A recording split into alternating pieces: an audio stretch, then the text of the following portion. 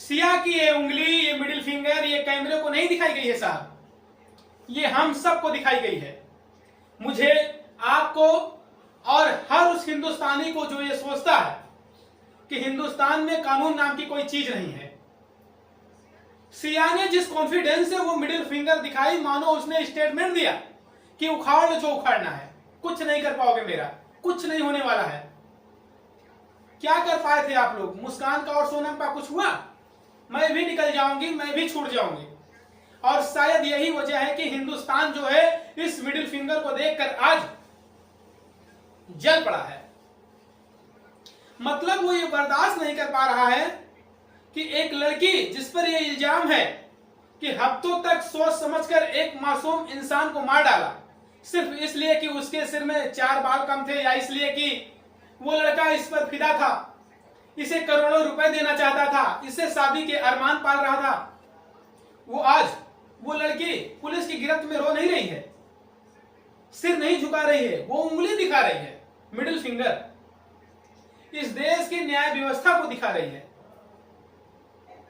केतन के माता पिता को दिखा रही है। और इसीलिए आज ये देश पूछ रहा है कि हिम्मत आती कैसे है, ये डर आता कहां से है? क्या उसके अंदर से पता है कुछ नहीं होगा? ये वो लड़की है जिसको पुलिस ने कहा कि इसने पहली बार उस लड़के को नहीं मारा, पहली बार सोचा, दूसरी बार धक्का दिया, बच गया तो गले लगाकर कहानी पलट दी, तीसरी बार धक्का दिया और चौथी बार बच जाता तो ये फिर भी मार देती।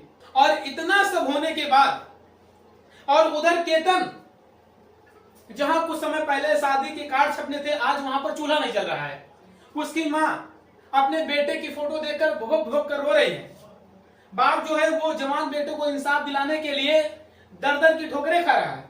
और अब सोचिए जरा क्या बीत रही होगी उस मां पर, उस पिता पर जो उंगली देख रहा होगा, क्योंकि ये उंगली एक तरफ इस देश की न्याय व्यवस्था को दिखाई जा रही है कि कानून तो हमारे हाथ में ही है ना, मैं तो लड़की हूं,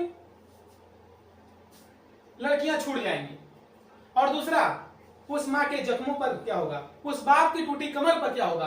क्योंकि सिया के चेहरे पर ना गम है, ना पछतावा, ना डर, एक ठसक है, एक अकड़ है जिसे जेल नहीं, जैसे ससुरी मायके जा रही हो।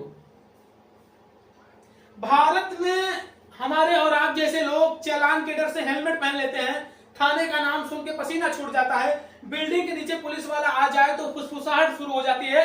और इस लड़की जिसके ऊपर इतने इल्जाम है, आप सोचिए किस बेखौफ तरीके से कैमरे के सामने उंगली उठाए खड़ी है। जिस देश में आम आदमी पुलिस का नाम सुनकर पेशाब कर देता है, उस देश में ये लड़की पुलिस की मौजूदगी में मिडिल फिंगर